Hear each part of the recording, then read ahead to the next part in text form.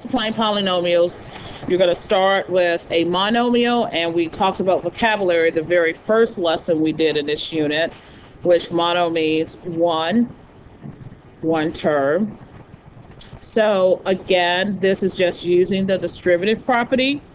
So this part will be pretty easy because we already know how to distribute. It's just you have to make sure you recall how to multiply when you have variables. You add the exponent. So 5x times x, distribute that. That gives you 5x squared. 5x times the negative 7 gives you negative 35x. So just keep in mind, an x times an x is an x to the second. So that's going back to our exponent rules. So negative 2m times m will give us negative 2m to the second. Negative 2m times 9 gives us negative 18m. Okay, just distributing. 4d squared times d will give us 4d to the third. You add the 2 plus the 1. 4d times 3 will give us 4d squared times 3 will give us 12d squared. Okay.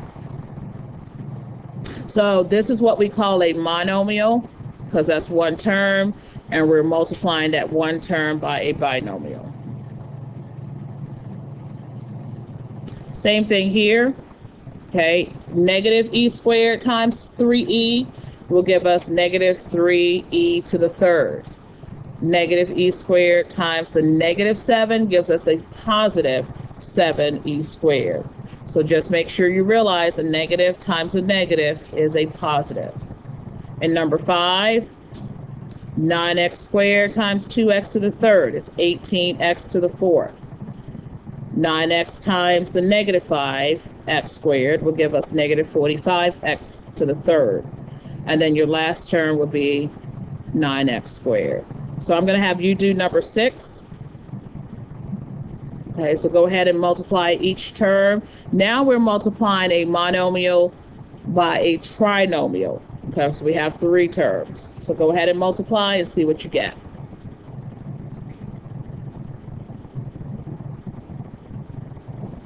Don't forget to add the exponents.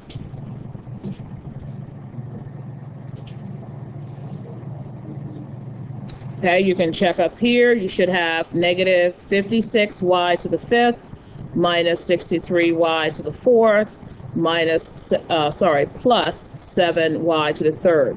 And that changed to a plus because of the negative times a negative. This changed to a minus because it's a positive times a negative. So you do also have to be very careful with your signs. Okay, any questions so far? It's just using the distributive property. Okay, that property we use all the time. Okay, that's one property that is frequently used. All right, so now we're taking a binomial times a binomial. So instead of having one term on the outside that we're multiplying a 2-term times a 2-term. So which really means we're just going to be distributing 2 times. So you'll see this at the top that says FOIL. And you'll see that acronym in this class. You'll see it when you take Algebra 2. It basically means you're multiplying the first terms together, then you're multiplying the outer terms together, then the inner terms, and the last terms. Okay, that's all it means. But if that's confusing, all you have to remember is you're taking this first term, you're multiplying it by both. Okay, that means you're distributing this A to the C and the D. Then you're taking the B term and distributing that to the C and the D as well. So that means you're factoring 2 times. But someone has now placed an acronym to that to kind of give you a way to remember. But really just say, okay, I got to take that first term and I got to multiply it by both here. Then I start with the second term and I multiply it by both here. Same thing. So let's take a look. So we're going to first multiply this x by both terms. Okay, so what I typically do is do it this way. I just say, okay, x times x will give me x squared. X times the 7 will give me 7x. Okay, then I start with the 6 and I do the same thing. 6 times x will give me 6x. And then 6 times 7 will give me 42. So all you're doing is distributing twice. Combine the like terms together because these can be combined together because they are both x's. So you end up with x squared plus 13x's plus 42. Now, when you combine them together, you do not add the exponents. Okay, so that's another rule for addition. That was our first lesson in this unit. When you're combining like terms, you only add or subtract the coefficients. Okay.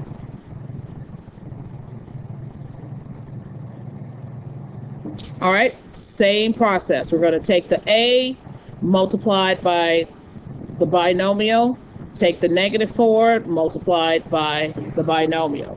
So a times a will give us a squared. A times the +9 will give us 9a. Then we start with the -4. -4 times a is -4a. -4 times 9 is -36. Okay, most of the time you can combine those middle terms together, so you're not done. You do have to simplify it. So a squared plus 5a minus 36 would be your final answer.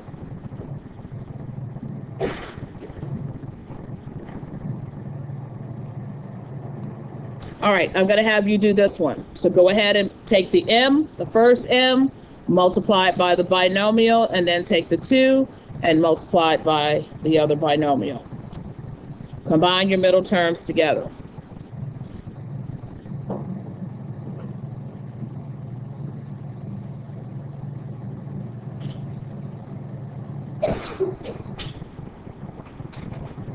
All right, does someone have an answer? Okay, go ahead. So you should have m squared minus 6m minus 16. Okay, that will be the simplified answer. All right, let's move on. So here, we're going to do the exact same thing. You're just distributing 2 times. So now we have 3r times 2r. That's going to give you 6r to the second. When you multiply, you add the exponents. 3r times -1 is minus 3r. Now take your 5 and do the same thing. Distribute that. That's going to give you plus 10r. 5 times -1 gives you -5. Combine these middle terms together. Okay, make sure you notice that that's a -3. So you get 6r squared plus 7r minus 5. Okay, 10 minus 3. All right, so I'm going to have you try this one. So you're going to take the 5y, multiply by the y and the 4, and then take the -2 and do the same. Okay, see what you get.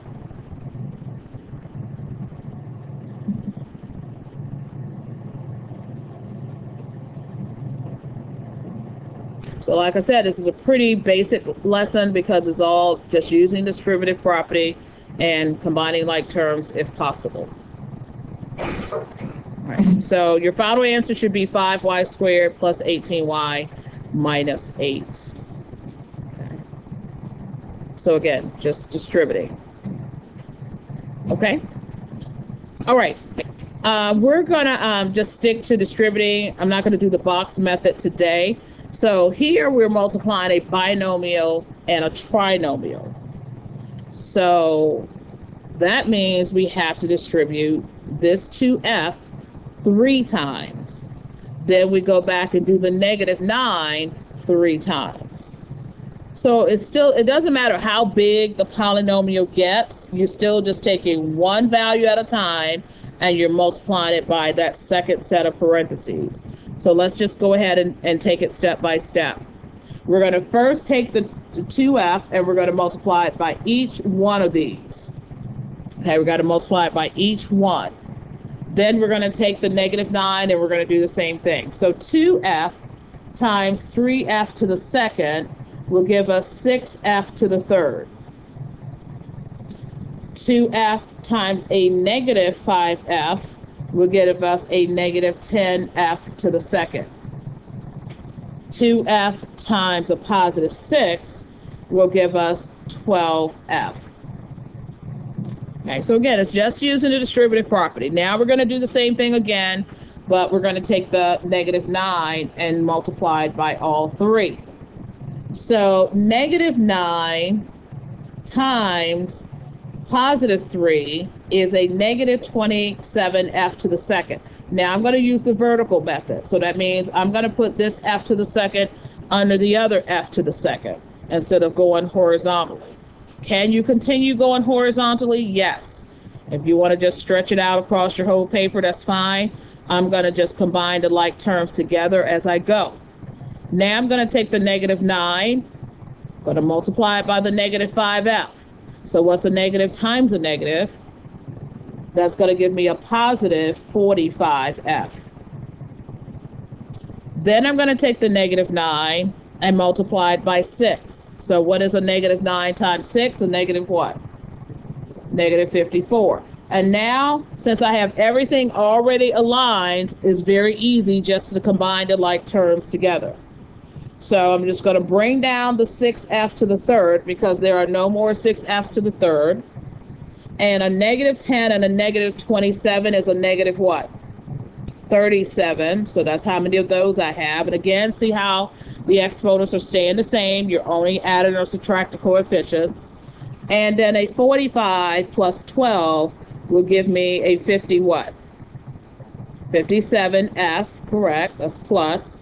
And then you don't have any more constants, so that's just minus 54 at the end. And it should look like this at the end. This is how we write a polynomial in standard form, where your higher exponent is first. Okay, so you got to go in descending order: the power of 3, the power of 2, the power of 1. Constants are always last. Okay. All right, so now we're getting into what we call special cases. And special cases just simply means, what if you're multiplying a binomial times itself? All right? Because, you know, squared means you're multiplying a number times itself. So, like if I had 4 squared, that means 4 times 4.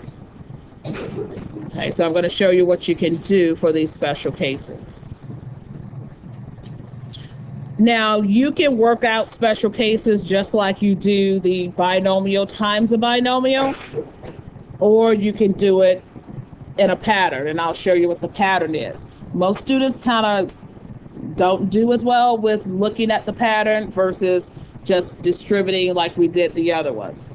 This does not mean you square this number and square this number. Okay, that's the most common mistake that I see every year. Students think because it says squared, then all I have to do is say x squared plus 49. That is incorrect. This squared is asking you to write this binomial down 2 times and multiply it out. So technically, this is what it looks like when it says squared. Okay, so that does not mean you just square the first number and you square the second number. Okay, because you're going to see what happens when I actually write it out and distribute it like I did a few minutes ago. X times x, x squared. X times 7 is 7x. Okay, then I take the 7 and do the same thing, you know, because it's like doing the FOIL method. 7 times x, 7x. 7 times 7, 49. When I combine these middle terms together, I'm going to get x squared plus 14x plus 49. So you can see it does not mean that you would just square this term and square this term. If you did that, you would lose the middle term. Okay, and your answer would be incorrect. Now, what does this mean up here? This means if you can follow it, and if you can't, guys, I would highly recommend that you just follow what we just did right here. But this is trying to give you a shortcut. It's saying if you notice that you're just multiplying a binomial times itself, you take the a term, you square it, which is what we did. We got x squared. You take, to get this middle term, they're saying multiply these two together and then double it. That means multiply by 2. So I could say 7 times x is 7x, multiplied by 2, I get my 14x. Then it says square the last term, your b term. 49, that's how you can get 49. So they're saying it's special because you could follow this pattern and it would work every time. If that is confusing to you, you need to just do exactly what we did here, okay, instead of trying to take the shortcut method. All right, same thing if it's a minus sign. You write it down twice, because squaring means you're multiplying something times itself. W times W is W squared. W times -3 is -3W. -3 times W is -3W. -3 times -3 is +9. So when I simplify this, I get W squared minus 6W plus 9. Okay, so it's showing you again, you can follow the shortcut method, or you can just distribute it out the way we did it here. Okay, and like I said, I would highly recommend, because a lot of students get all confused when they try to do this, just work it out the same way. Okay, but they want you to know it is considered a special case. All right, let's do this one, and then you'll do the last one on your own. So 5k minus 2 times 5k minus 2. 5k times 5k is 25k squared. 5k times -2 is -10k. Same thing here. 5k times -2 is -10k. So see how that middle term will always repeat. And then -2 times -2 is a +4. So this will give you 25k squared minus 20k plus 4. All right, so I'll ask that you guys do the last one. Actually, that was this one here. If you go ahead and just finish that one up.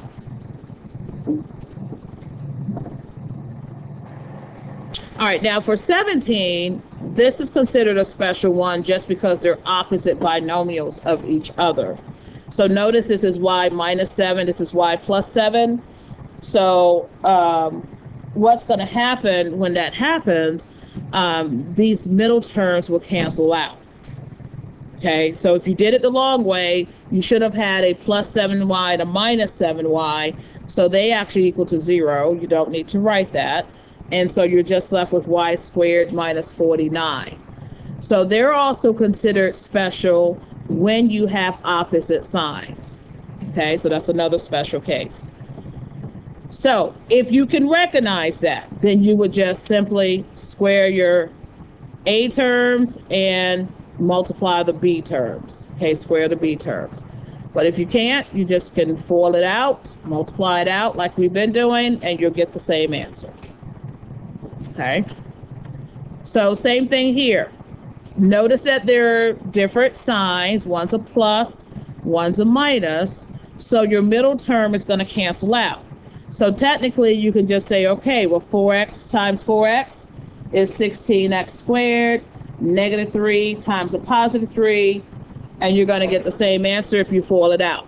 Okay, if you FOILed it out, you would have had a plus 12x and a minus 12x in the middle, and they would have canceled out. Okay. So when all else fails, just FOIL it out, multiply it out, and you're going to get the same answer. All right. So they're just showing you a pattern here. When they're opposites, you really just square the first number and multiplying the last terms, first and last terms. All right. All right. Was that the end?